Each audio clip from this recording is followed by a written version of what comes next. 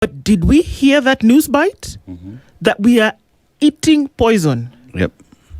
Did it touch you in any way? Because I'm not understanding. We're eating poison in the food that's... Okay, so it's okay. Let me tell you. You know, and the saddest part is the authorities know. Because you just have to go back as to why we find it even difficult to send our produce in the international market, like, say, for EU, for example. Why? Because some of the pesticides that we use have been banned in those countries. As much as we still buy from them, but anyway, they're banned. So when someone tells you we cannot have your product enter our market because of what you've used to spray your crops with, which then have carcinogenic components in them, that right there goes to tell you, if it's rejected outside, where is it sold? Internally. Yep. And that right there is us consuming poison. There are other places that are watering their crops, especially here in Nairobi, using our rivers. But what do we have in these rivers? You just told us that there are individuals who are releasing effluents that end up in rivers. And there are farmers who are using the same water to water their plants. Yep. That right there is poison you're consuming. There are others who are releasing raw sewer into these rivers. They're using the same water to irrigate their crops. What are we consuming? Raw sewer. Yuck. That right there is us consuming poison. Do we know about it? Yes, we do. Does the state know about it? Yes. What are they doing about it? When I ask about standard of quality of everything that it is we deal with, do we have that? Do we have a tracing mechanism saying, today you've gone to Ukulima market, you've bought your cabbages or you've bought your sukuma wiki. You think when you go back there, that farmer will be able to tell you where they bought that thing from? Because most of the time they are buying it from middlemen. How do they get the middleman who will then take you back to the farmer who organized everything? We do not have traceability. There's no traceability. But those are one of the things. You see this place that you people want to go to call the first world. You think it's just a journey that you just stand up and start going somewhere. It's not.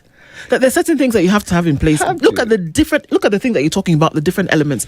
That in a store somewhere, okay, let's talk about another country. I don't know, pick one. Pick Norway. That if you find a tomato in the store, that tomato, you can actually know it has a barcode. You can actually know which farm this tomato came from, which agricultural inputs were put into to grow it, which farmer on which day harvested after.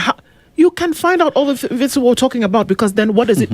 all of these things are connected, because what does it do? Then you can actually hook into your healthcare system where people know exactly what's going on in the back end. People know if there's something that's making people sick and this is the source of it, so that you can either stop that. You see, the first we're talking about, it's not gigantic bridges and roads. It's systems. It's systems. This first world that you want to go to, it is systems that have been put in place and have been followed to the T. You can have 1,000 bridges, you can have 1,000 dams, you can have fantastic highways, but if the systems upon which these things operate are not solid, you are wasting your time and resources. Because you see, now we're here talking about we are consuming poison, sour. Let's pack that, right? Now let's go forward and ask, what does this do to the health of the people? Say, take a sample, Nairobi, right? Now, what burden will we have in hospitals in Nairobi to treat people who are consuming this food? That would mean the hospitals as well have a heavy burden, yet we are not even funding these hospitals to be able to handle the burden. You get what I mean? So at the end of the day, whichever way you go, because we failed in streamlining the systems from the word go, we are finding more Kenyans are dying out of cancer. We are seeing the burden in hospital getting even greater, yet all we do is we play politics, we give around very amazing statements that is not backed even by evidence, is not backed by facts. Because you tell me, Ndu, if you're not taking care of your people, making sure they're not getting sick, how do you expect these greatest resource that you have, where 70% of the population are the young people who are now consuming poison, how do you expect them to help you carry this country to Singapore? I keep telling you guys, you see at the shores of Mombasa, Yep. you will not leave the shores of Mombasa. Even that ship is not there. You're not getting there. There is no Singapore until you fix your systems. There's no way. We have to be a healthy nation. You have to be an educated nation. Educated nation. You have to be a truthful nation. You have to be a nation that does not have corruption. You have to be a nation where power outages become a thing of the past. Because for you to get to Singapore, manufacturing has to happen. How do you have manufacturing when you cannot guarantee investors of adequate, reliable power for them to be able to get into your market? I also asked the question, I was just thinking about it. Today, if Kenya Power is asked to come and explain about their distribution, can they give us logs on maintenance of their facilities for us to say we tried to preempt this, but it was beyond our control? You know, because these are questions we must ask. We must stop thinking that when there is power outage, it is okay, stima tu itarudi even if it's after 2 days. It is not okay. You want to get to Singapore. How are you getting there? Through manufacturing. So tell me today I want to set up, and the place where I want to set up has not had power for close to 6 hours. How am I operating? Convince me to set up a manufacturing plant in that locality. You can't. I can't. Then what do? I go to the closest country. I set it up there because they have reliable power, and I get to export everything to you. You import. You've lost jobs. You've lost taxes. Why? Because you want to go to Singapore, but electricity and power is not your priority. I think at some point we just need to get serious. We need to. Yeah, and don't even talk about a place where you want to go somewhere. Like I'm not even gonna go far. I'm gonna use that train that you want to use to go to Mombasa, and that maybe you need to start having a conversation about. Let me get a news first that's going to help me to be able to walk. That you can't say that you're going somewhere if you don't have the elements of preparedness to then allow you to go there. You must purchase the ticket. You must at least pack a bag, unless you're going to go with a shirt on your back, and then hope that you get there kicking and screaming. That you must even know. You must know the direction. You must know where the train station is. Like, okay, in order for me to get there, there's a train station that's going to essentially take me there. This is what I need to do to get there. Yeah. And unfortunately, we're working from the end and trying to find the beginning. True. Whereas the vision is important, because that's what a vision does for you. That you see the whole picture and that you say that's where we essentially want to go. But you don't start building from there. That you can see where you're going, but you start building from here. And that there's certain things that you must put in place, whether you like it or not. Look, come on. And it's something that burdens all of us. But I've found myself really struggling with this thing. Why is it so difficult for us to do things right because at the appointed time? We don't have the intention of doing things right. The same people who operate in the private sector do it. The same people who operate, and you can't tell me because there's more money or because there's what. The same people, they don't have 2 heads. They don't have 3 ears. Why is it that once you get into a sector that's supposed to then make certain things happen, you feel as though you can't? Look into the private sector. Even in Kenya, in the private sector, people are operating with systems that are akin to first world operations. Why does that happen in the private sector, but it doesn't happen in the public sector? Take your pick. In the private sector in Nigeria, in the private sector in Senegal, in the private sector in a lot of these countries, go across board. In very few countries do you see that the public sector is operating in a way in which it's going to take you in a particular direction. That systems operate properly. Take a fast food chain that operates today. They know where they're getting their produce from. They know where the farmers are from. They know what food they've put on the table. So that if I post a picture and say, "Hi guys," and I say, "Look, there's a worm in my food," and then they take it back, they can say, "This is where it came from." It might be a silly example, but it's the traceability that we're talking about. And where does that come from? Systems. If you don't have systems in place, and it's not just about the systems, but that they're operating at an optimal, efficient level, you will not get there. If you don't, you will not get there. And I know that I'm preaching to the choir, but why do we have these conversations? That's why I say, just leave it. Don't talk about getting to first world if your people are uneducated, if your people are sick, if they are hungry. Yeah. Here we are talking about El Nino coming, and we're just saying, El Nino is coming. And you know what's going to happen? It's going to destroy farmers' crops. And imagine we are telling People ourselves will be washed that. Away. Yeah. We're telling ourselves that farmers' crops will be destroyed. So brace yourselves. For what? For what exactly? Brace yourselves for what? For destruction? Okay, how? Let me tell you. If this is a story that does not worry anyone, where public health paralysis has been there and nothing is being done about it, if we are here, we see a member of parliament now is in parliament telling us how they want to control matatu fares, as if they own those matatus, where they're not telling us the options that they are giving Kenyans in terms of a publicly funded transport system that is guaranteed, that is affordable, that is accessible, and that has certain set standards. We are not moving anywhere, because look at all these first world countries where we exist. Public transport is not only just ferrying people from point A to point B. It is equally a security matter. You know what I mean? It is not just about how I'm getting you to work. It is how am I getting you to work? You get what I mean? And we live in a country where we wanted to set standards, but we do not have any implementation mechanisms that will make that happen. Ask yourself, Kenya Airways used to be one great airline in the continent. What happened to it? We mismanaged it. Why is it that today you look at our neighbors, Ethiopian Airlines, and how they're performing? Look at what the government is doing to ensure that that airline does not go under. Look at the investments. Look at the professionalism. Look at the standards they've set upon themselves. Here we are today. Look at expanding the airport. How many times have we tried to expand that airport, but every other thing has failed because of corruption? Here we are saying we want to go to that first world country called Singapore. What did Lee Kuan Yew do when he got in there? He streamlined the systems, the corrupt were dealt with, the rule of law became a reality, systems were set in place, education became a priority, healthcare became a priority, food security became a priority. Having something as easy as having fuel reserves that you can be able to power your manufacturing became a reality. How are we going to this Singapore if we have not sorted out the back end that will then propel this vehicle? I said you're not going. Thank you. Come on, go somewhere else. You're not going. You're not going. Choose another destination. Choose another activity for what you want to do. Choose something else. Choose an activity like education.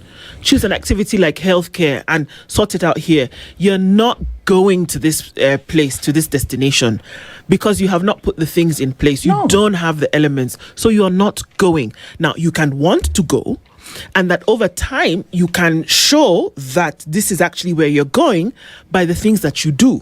Now, in that moment, then somebody can say, okay, the way this person is moving, then they've been able to convince me that this is actually where they want to go. Until and unless that happens, I've said you're not going. Choose another activity. This activity that we're saying that you should choose is not travel. You're not traveling anywhere. Sit down and do what you're supposed to be doing in your house. You're not traveling. We're seated here. We've read that story where it's been said, we've had that bite where we are eating poison. Do you know what that does to us in this room? That there's a high possibility, it's not even a possibility, it is a fact that you and I and any other Kenyan is exposed to poison that is damaging their systems, is damaging their life, quality of their health in one way or the other, and that is okay with the government, that is okay with the ministry, that is okay with the Ministry of Health and Ministry of Agriculture, and that we should just operate. That we know we are feeding people poison, but that, you know what, they're not dying. They're not dying. They're still walking. The poison that they have is not enough to kill them. So it's okay. Nikidogo too. Kidogo. That's how we're operating, Ndu. That's how we're operating. So what we're doing is we're making people sick. The very same people that you depend on to propel this country forward. I mean, at what point does anyone get to position of authority and say, the responsibility that is upon me is to ensure that the 55 million people in this country are healthy, are educated, and are fed? That I will do everything within my power to ensure that the economy is good so that my people can grow. And by them growing, the country is growing. It is not about brick and mortar. Well, that is important. The people must be alive to enjoy these things. You will build stadiums, you will build roads, but if your people are dead, who are you constructing those things for? if 80% or 70% of your people end up in hospital daily because you did not take care of what it is they're eating, you did not take care of the water that is being used to take care of these crops, if you are not doing anything to ensure that El Nino and drought does not affect us, how exactly are you saying I am a leader of this country and that I pay homage to my people because I'm taking care? You're not. No, you're not. No, you're not. I just remember this particular this story that has brought this about at this hour is about what's going into crop, right? Yeah. And the Ministry of Agriculture has had to fight this. Gladys Boss-Cholet at the time talked about pesticides that were coming into the country that had been banned in some European countries. And she actually raised a bill at the time, a while ago, talking about the fact that people should actually not allow this thing to continue. I wonder if you were to have the conversation with her today about that, they're still making their way here and that elements of poison are actually in the crops that people are consuming, what her thought would be about that. We can use the word finally, because finally...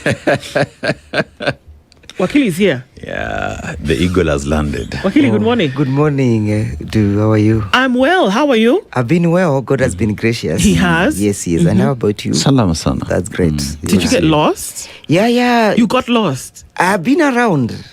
Up and about. This morning.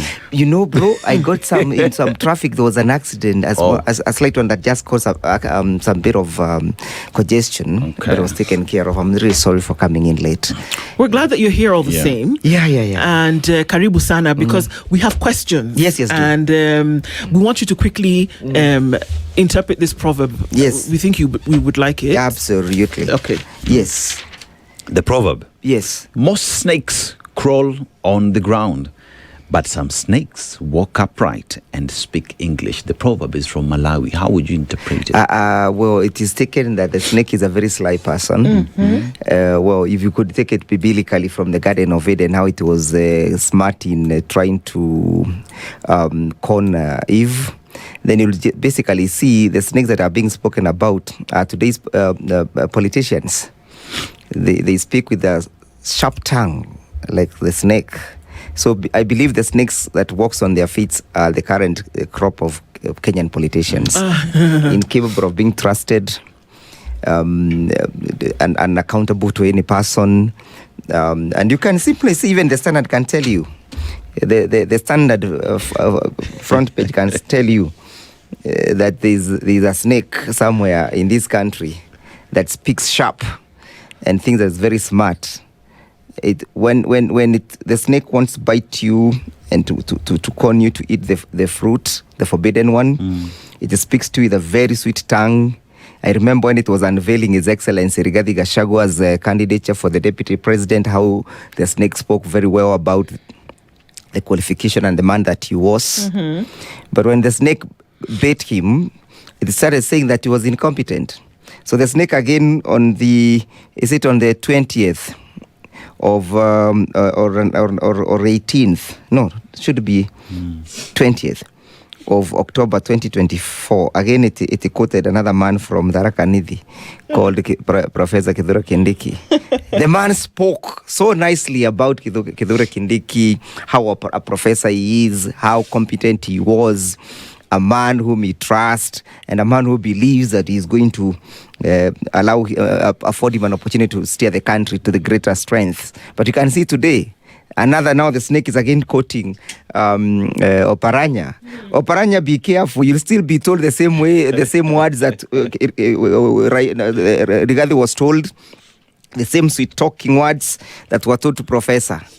Oh, and to you, Oparanya, you trust William Ruto at your own peril. It's a snake, it's a serpent. You trust him at your own peril. And I believe that proverb befits the description of William Ruto. Okay, you're not mincing your words this morning. I wouldn't miss my words. He is not a man to be trusted. Oh, and to you, if you think that you're now better. You know, if you find a man who keeps on divorcing his wives, today akona wa kwanza, amemtupa, wa pili, amemtupa, anaenda kutafuta watatu.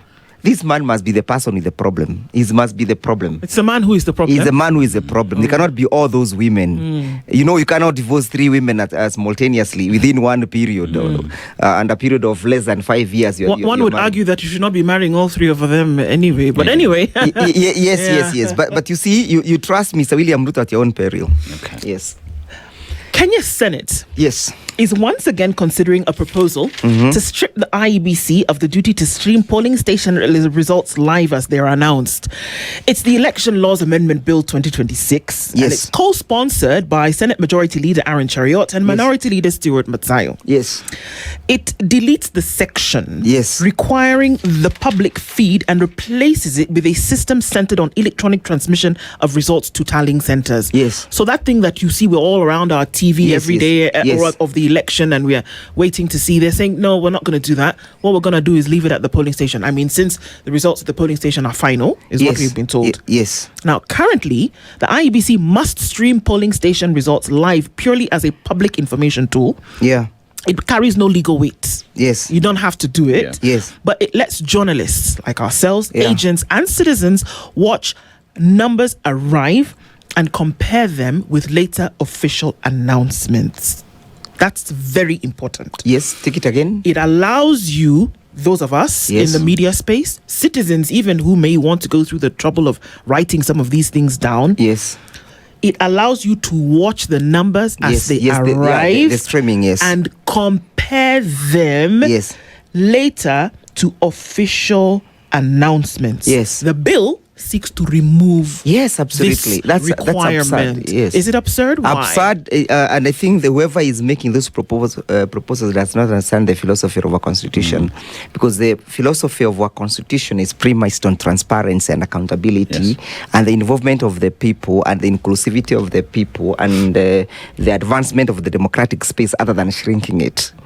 Number 2, the question of transparency indicates or seeks to confirm credibility on these institutions, and you cannot be said parent if you want to conceal some of this information. Remember, we are living in the information era, the era of enlightenment.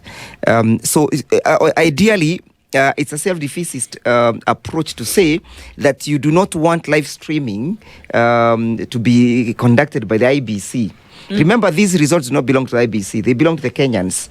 And Kenyans exercise their sovereignty through that processes of democratic voting. Yeah. So you cannot therefore conceal this information and hide this information from them. To me, even that proposal itself is itself unconstitutional. And of course, if it survives the legislation, then it shall find us out here, and we are ready to take it to court to challenge it. You know, I do not know why Mr. William Ruto, because those are Mr. William Ruto's boys, is afraid of what is afraid of.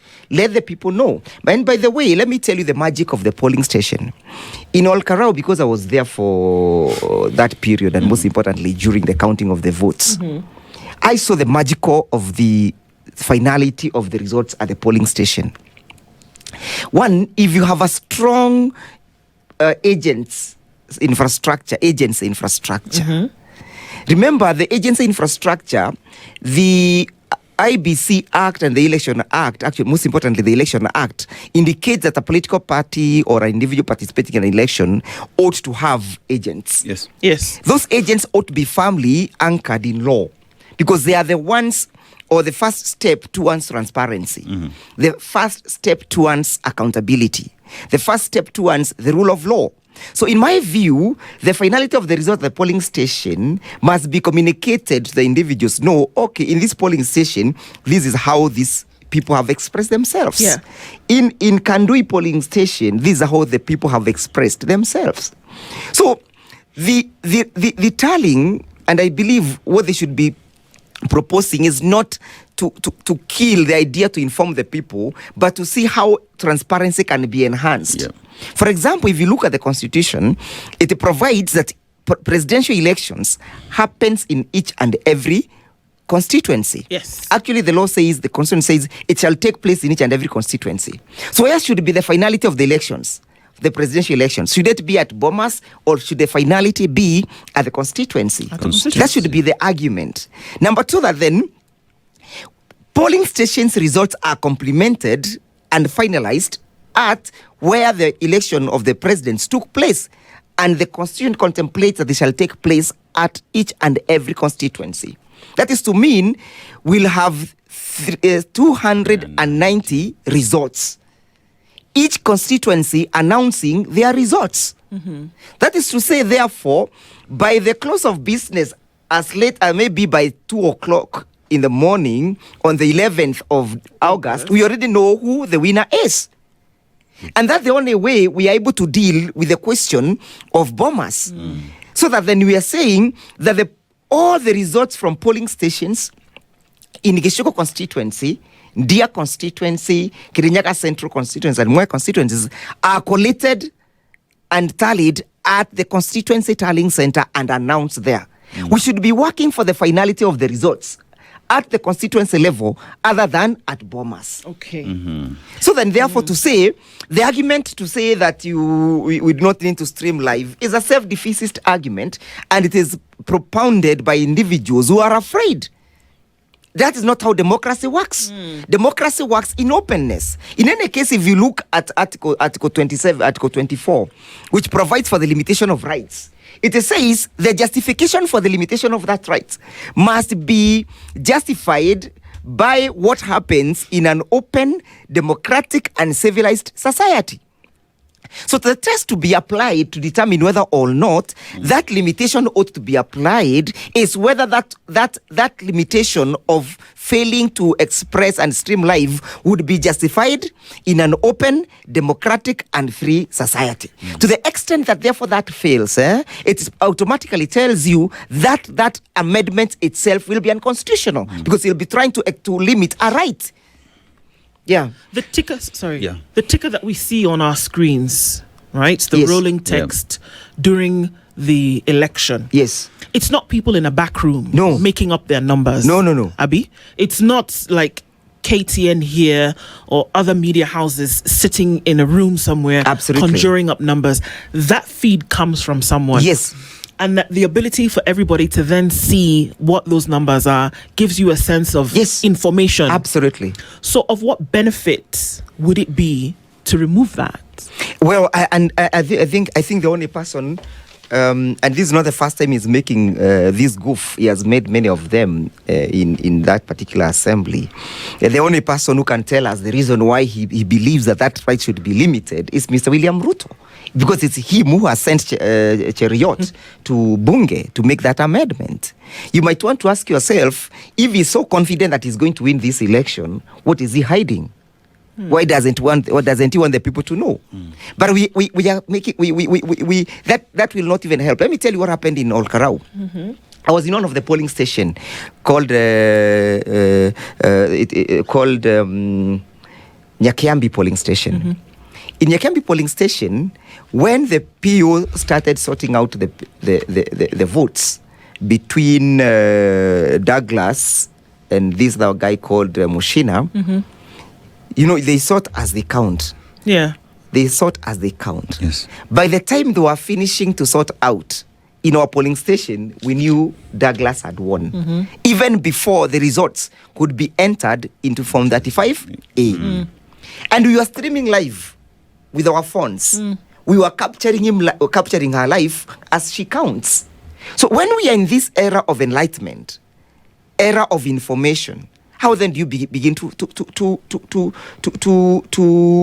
limit? So that is to say, therefore, the finality of the results at the polling stations ought to be affirmed, strengthened, and facilitated for it to achieve the meaning that it deserves. And the meaning is to keep the people informed and for the people to be able to determine who becomes their next leader at that particular minute level. So by the time they were even feeling Form 35A, people were out in jubilations in all the polling stations, and we ourselves had declared Douglas. DCP, in conjunction with Wiper, had declared, because that's how that campaign was done. We assisted DCP so much on the ground. We were able to declare Douglas the winner even before the results were tallied. And is this not how other jurisdictions do it as well? That the media, in a lot of times are the ones who are able to call an election because the numbers that they receive come in from absolutely. You must understand one thing that the IBC must understand. IBC is not Alpha and Omega. They are not the only persons who are supposed to manage these elections. Other facilitating democratic institutions, and I call them complementary institutions, like the media, like the civil society, the agents, they must participate and must play a significant role in the elections so that then therefore you are able to conceal any elements of rigging. Let me ask you, what is the essence of the media not announcing elections at the polling stations, yet the elections at that particular polling station are final? Why should I not declare the elections, and why should Wiper Patriotic Front or DCP or DAPK or PLP not tally their elections at the polling stations, yet there is finality? Why should I wait for bombers? The law says the polling station is final. And that's the magic of the finality of the results at the polling station. And Wakili, with all this, because if you just read the law, it's there plain and clear. Yes. That elections end up at the polling station. Yes, yes. Constituency, you get the results of the president. Yes. And with that, then one would argue with a proper planning where, say, you have 290 agents, or you decide to even double that to go deeper into all the polling stations to count, that a party is able to collate all this by the end of counting as you move. And you're able to call an election. Absolutely. That even the media, with proper deployment of 290 journalists and sharing this data, is able to look at the provisional results and be able to call it. Absolutely. But we are looking at this function being removed from IEBC. But the media as well are the greatest streamers because we do that 24/7 a day. So could that then also remove the media from streaming if IEBC cannot stream? I believe IEBC must understand that the media is such an integral infrastructure in our democratic process. You cannot discount the role of the media in the democratic processes. The media must start preparing itself to call the elections at the polling station. There is nothing that stops the media from collecting election results in all the polling, is it 45,000 polling stations? And calling for them. 46. You have not declared the winner. You have informed the people that His Excellency Kalonzo Musyoka has garnered 13 million votes against Mr. William Ruto, 3 million votes. That is all what you are telling the people. You are informing the people. And you must understand that the media does not exist by the whims, wishes, or aspiration of the people. The media exists as a result of a constitutional codification. And if you exist as a result of constitutional codification, then you cannot be wished away. So when we win this election against William Ruto on the 10th of August 2027, when the media will be justified to declare Kalonzo Musyoka as the president-elect, you'll wait for the Chebukati Commission to give the certificate. It's Ethicon. Or sorry, I don't see the difference anyway. Okay, we'll breathe for a minute there. So, what happens? Because we can say it all the time. We've had this conversation so many times. In terms of the minor Kiai ruling was fundamental. In what happened as per how election results will then be announced, not declared. But that this counting that takes place by virtue of that activity, you kind of already know what's happening at the polling station. Right? The constituency polling the center then now has all of those results from the polling stations. The different polling stations. So at the polling center, you have all those results already. So from that polling, and at the polling station, it's final. It's put together, it's collated, and you say, this is the result.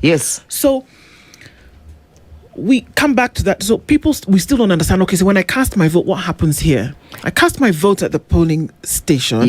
And there's not more than 600 of you in that station. Right? If we started now, you and I, we could count to 600. And we could see the thing, give or take by 8 o'clock. It's even a lot. We could count 600 people in 10 minutes. We can do that.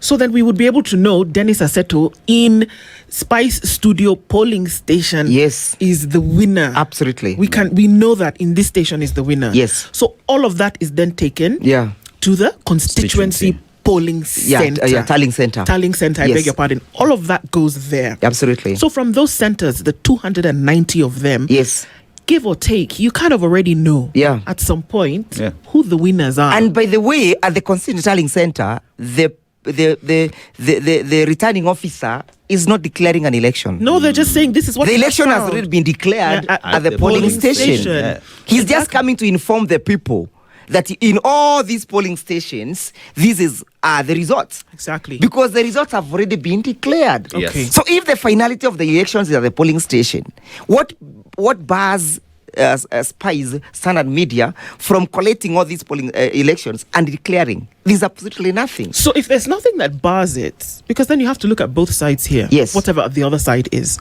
Because there's a law on what it says. And it's very clear that it can happen if you operate within the, the provisions of the law. Yes. So the other side would be that one that still insists that we've done all this work. People have stayed awake all night. People have counted, to within an inch of their lives. But then you still want to, for some reason, go to another location and continue to tally. What happens between now, the CTC, and this NTC? What happens in between there that we have already seen this transmission? So could there be, because nature abhors a vacuum. If you don't tell us the reason why, then we're going to speculate. Absolutely. What happens between and there? create anxiety. Yes.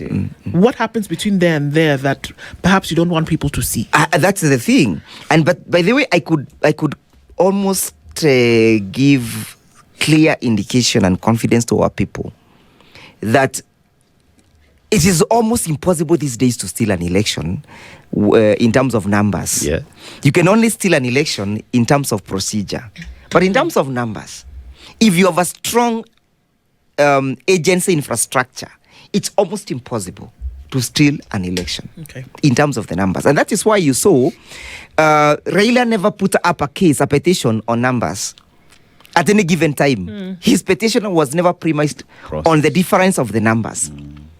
It was almost always premised on the reality of the election process. So if IBC is able to create a constitutional consortium with other players like the media, it's out informing the people.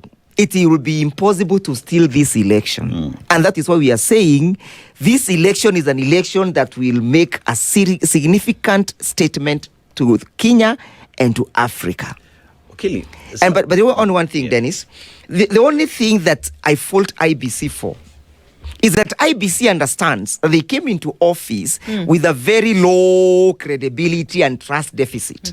But they have not done efforts to build that credibility and to win the people's confidence. So these things they are doing underhands, under the table, are the ones that are making people become suspicious. For example, before that proposal is done for the amendments, there ought to be the stakeholders conference and stakeholders engagements. They cannot leave this engagement, the media, out of these engagements. And it is not simply enough to say that we have engaged the media owners. It is important to engage the people so that the people then are able to understand what is the philosophy behind these amendments. So that then you not be accused of continuing to conceal. For example, they have not even involved the political parties in these particular proposed amendments. IBC has never conducted any public forum to involve the people.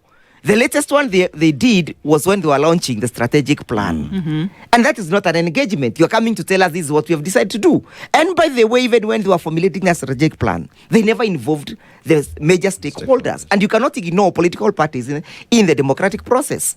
And Wiper and DP, DAPK and the PLP and Jubilee, they actually wrote to Ethicon telling him, you have left out a major significant stakeholders. But they are very cozy to allow and to engage with UDA, as if UDA is the only political party in this country.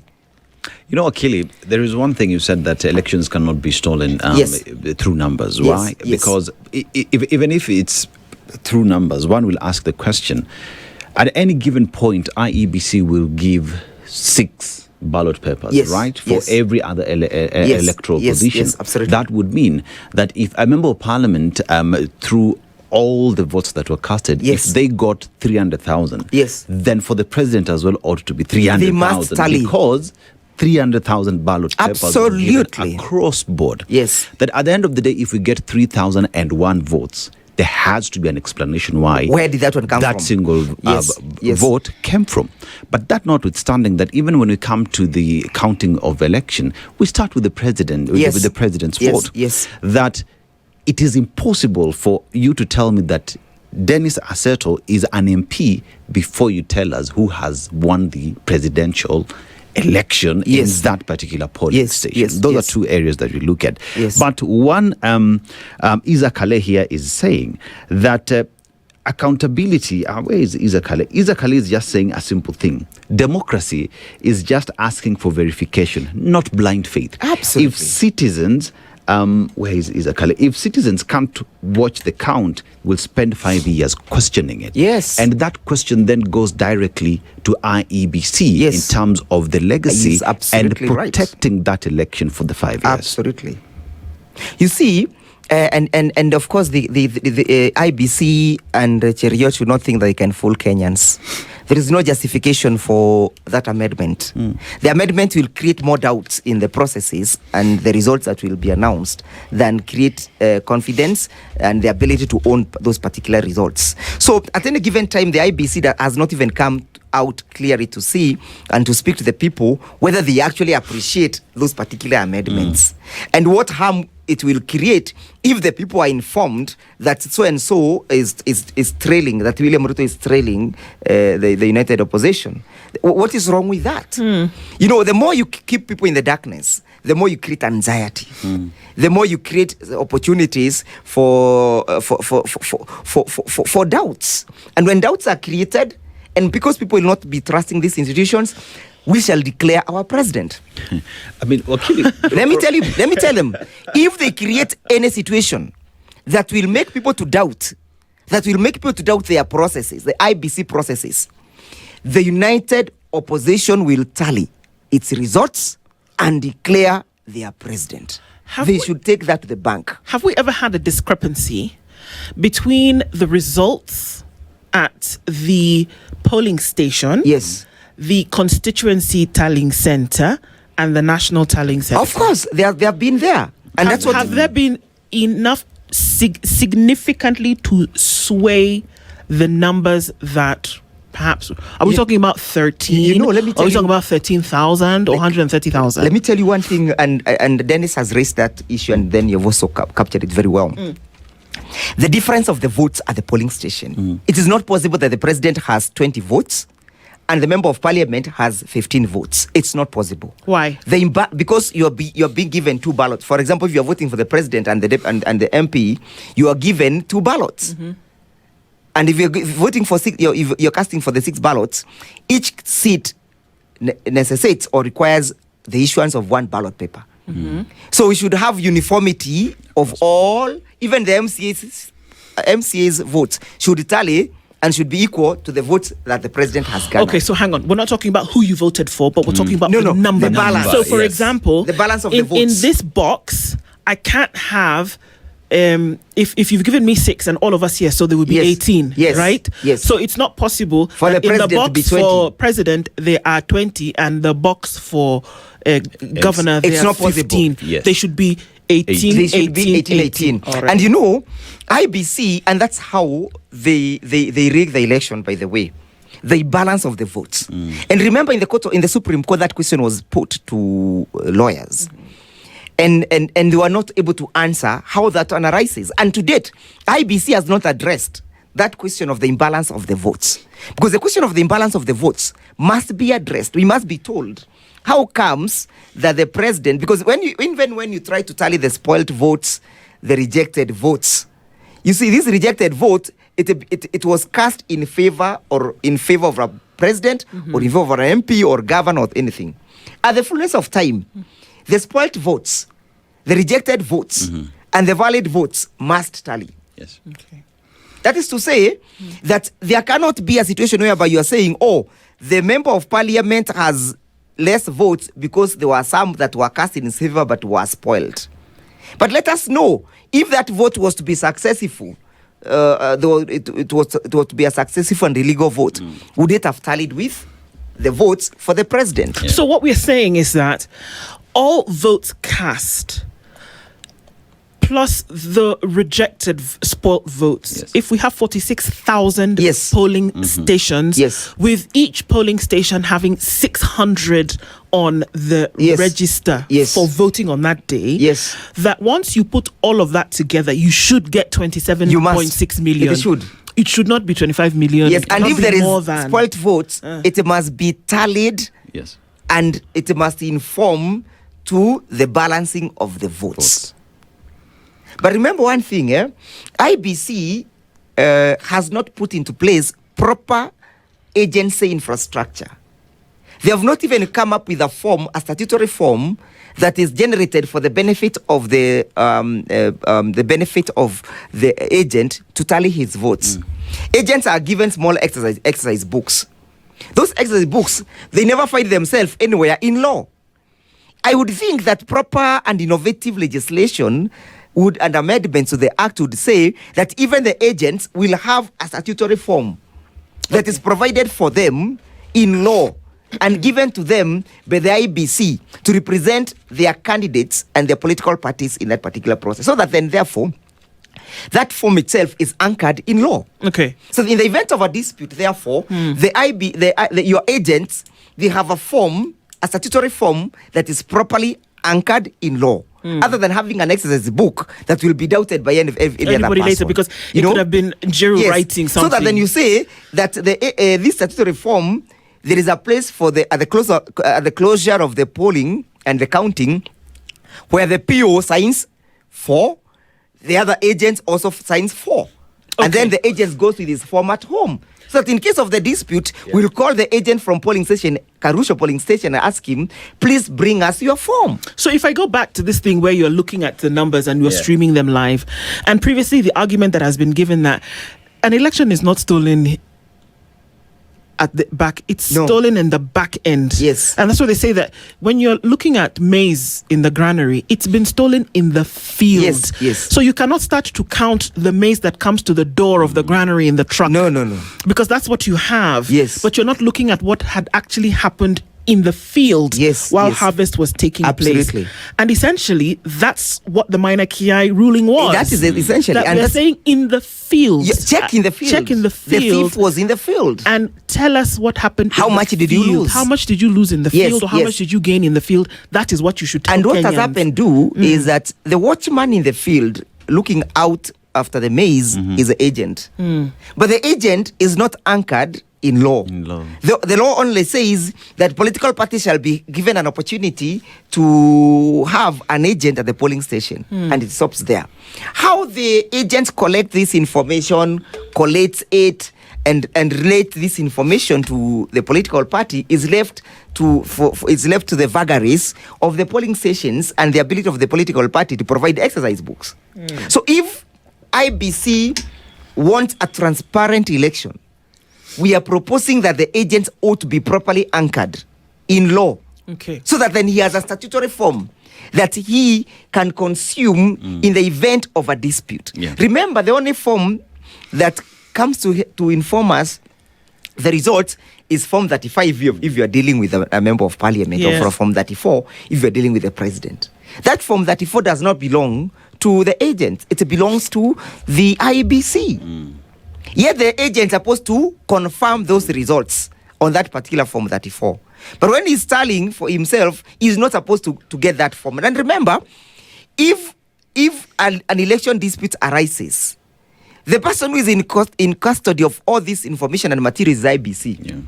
And you cannot open that box without an order of the court. Right. So preparing your petition itself is prejudiced because you do not have the necessary information. So we are proposing that there must be a provision, an infrastructure created for the IBC, even if it would be either a form or a polls days diary in favor of the agent. So the agent is also able to record the events that have taken place in the polling station. If there is violence in a polling station, the only person who records that information is the presiding officer. But he keeps the PSD, the post-days diary, to himself or to herself. Yeah. It is never given to the political parties. So we need to create an infrastructure where the agents becomes an integral and a central party and the participants in that particular elections, including him being able to take stock of what transpires in a polling stations on day-to-day basis. Or alternatively, a PSD, post-day diary, be provided for the agents, exclusive for the agents, to keep records of what transpires in a polling station. I mean, Wakili, just to respond briefly on this. Yes. When one walks into a polling station and I'm given all, is it a must that I'm given all the 6 ballot papers? It must be given. So that even if I choose to just vote for the president, Yes. the others as well, I must cast them in their ballot boxes. Then decision will be made later whether it is rejected or spoiled. Because that is a safety mechanism for these ballots to tally. So I can't walk in and you just cannot say, walk into a polling station and say, okay, I just want to vote for the president. Okay. No. So that then there can be balance of the votes. The only thing that, and you're right, a decision will be taken to confirm whether there's actually a valid vote, which you never actually ticked, or not. But at least when we tally, the balance will... The thing that we're talking about here, because there's some people who are a bit confused, we're not talking about whom you voted for. No. Yes. What we're talking about is the number. Yani umepewa makaratasi sita. You have to cast lazima uzirushe katika ballot box zote sita. Uweke ya president, uweke ya governor, uweke ya senator, uweke ya MP, ya women rep, na uweke ya MCA. Hayo makaratasi yote yakikusanywa na ihesabiwe, lazima hiwe ilirushwa makaratasi sita by every voter. It's not about who you're voting for, Christina or Linda. It is that the numbers, the balance of the balance votes has to come to absolutely. one number. And that's why you have to ask the question if it doesn't. Yes. Civic education needs to continue about this thing so that we can understand it, because that's what we are doing. It need to. How we wish we had come at 7. No, let me just say something. Real quick. Something small. Yeah. I have seen speculations about His Excellency Kalonzo Musyoka, even in the papers. Yes. Can I confirm, without any scintilla element of doubt, that His Excellency Dr. Stephen Kalonzo Musyoka is in one term to stay, and that his focus is to make sure that William Ruto is a one-term president. Number 2, I spent quite some time over the weekend with him at Siaikuru, and these speculations are speculations that are made by desperate individuals who believes that His Excellency Kalonzo Musyoka can join William Ruto. There is no possibility under the sun that William Ruto will ever work together with Kalonzo Musyoka. Kalonzo Musyoka focus is of a new republic. And the ideology of the new republic being propagated by His Excellency Kalonzo Musyoka is the republic, is a new republic where the rule of law and constitutional regime reign. Okay. Where transparency and accountability are out of the day, respect for the institution, the independence of the institutions is out of the day, and of course, just to mention the question of the food security. I found you speaking about it. Only one thing. The way we view food security in the new republic is that we shall not just be speaking about wingi wa chakula, the plentiness of the, the quantity of the food. We have two-tier approach in our policy on food security. We want to look at the quality of the food that our people are eating. There's no possible that those chemicals that are even killing elephants will continue to be sold in this country under the watch of His Excellency Kalonzo Musyoka. He is in one term and in one term to stay, and I say this with the confidence as one of his confidence. All right. Well, that's a good place to end on. Yes. Wakili, thank you for being here this morning. Thank you so much. We look forward to another conversation with you. But like we said, civic education must continue. This is the Situation Room, the only way to start your